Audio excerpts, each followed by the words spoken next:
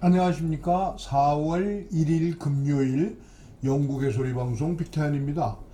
금년이 벌써 1사분기가 지나가고 4월 1일입니다. 오늘은 서양 사람들이 좋아하는 만우절이기도 합니다. 추운 겨울 동안 웅크리고 있던 사람들을 속여서 허리를 펴고 웃게 하려는 풍습이 아닌가 생각됩니다. 그런가 하면 만물이 소생하는 4월에는 꽃가루에 의한 헤이피버도 많이 생겨서 일상을 괴롭히기도 합니다.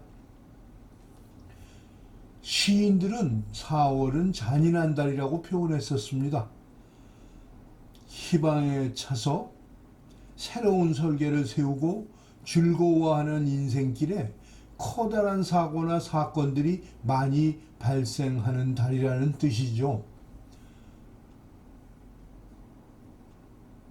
우리가 결코 잊을 수 없는 세월호 사건, 4.15 부정선거, 멀게는 와우 아파트 붕괴 사건 등 모두 4월에 있던 사고들입니다. 요즘 화제가 되는 우크라이나에서는 1986년 4월 26일 체르노빌 발전소에서 고연료 원자로가 폭발했던 사고가 있었습니다.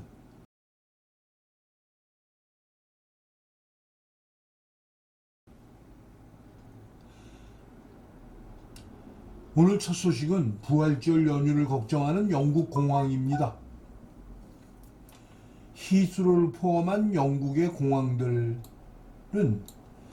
AOA, 즉 공항운영협회에 의해서 관리되고 운영되고 있습니다. 영국 공항에서 입출국 시 요구하던 코로나19 여행 테스트가 없어진 후 부활절을 앞두고 휴가 여행이 급증하고 있습니다.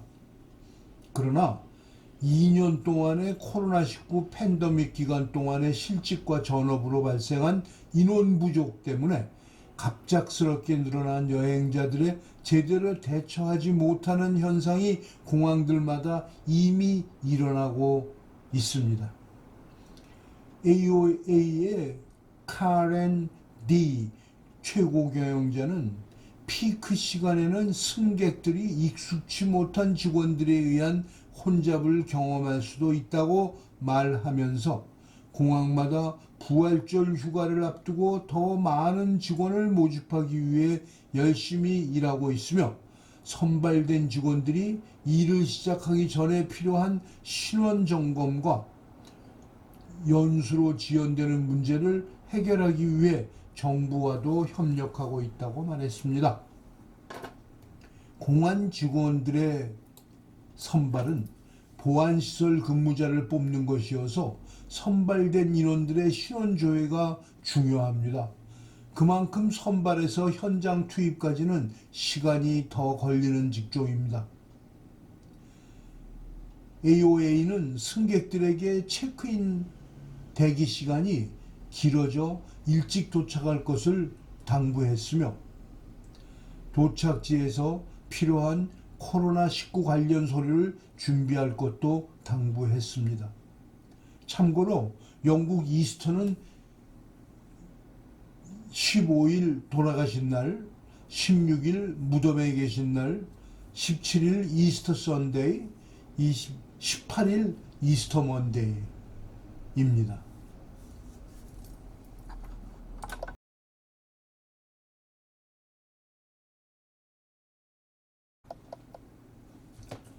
두 번째 소식은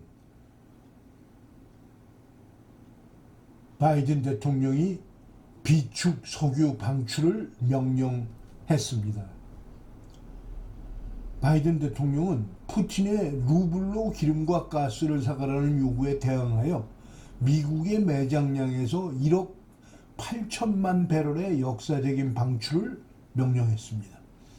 바이든 계획은 매일 100만 배럴을 생산할 것을 요구하기도 하였습니다. 바이든 대통령의 발표는 푸틴 대통령이 금요일부터 비우호적인 국가들에 대한 가스 공급을 중단하겠다고 위협한 지 몇 시간 만에 나온 것입니다. 푸틴은 TV 연설에서 외국인 구매자가 내일부터 가스 배달 비용을 지불하기 위해 러시아 은행의 루블 계좌를 개설해야 한다고 말했습니다. That's why the next part of my plan is so important. Today, I'm authorizing the release of 1 million barrels per day for the next 6 months, over 180 million barrels from the Strategic Petroleum Reserve. This is a wartime bridge to increase oil supply until production ramps up later this year. And it is by far the largest release of our national reserve in our history.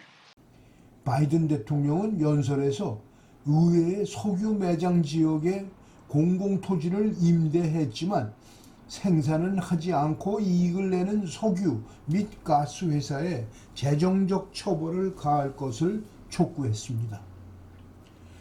대통령은 또한 화석 연료에 대한 의존도를 줄여야 할 필요성을 강조하고 전기자동차, 배터리 재료의 채굴을 장려하기 위해 국방생산법을 발동할 것이라고도 말했습니다.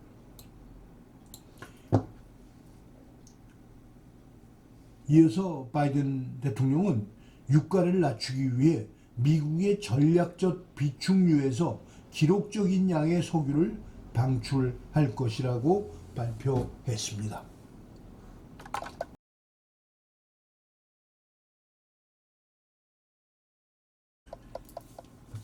셋째 소식입니다. 체르노빌을 점령하고 있던 러시아군이 오늘 아침 모두 철수했다는 소식입니다.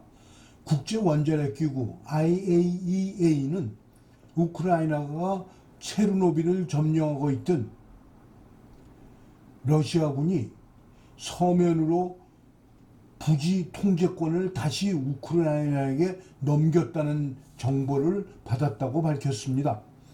침공과 더불어 지역을 점령했던 러시아군이 오늘 아침 일찍 현장을 떠났다고 관리구역을 담당하는 우크라이나 정부기관이 밝혔습니다.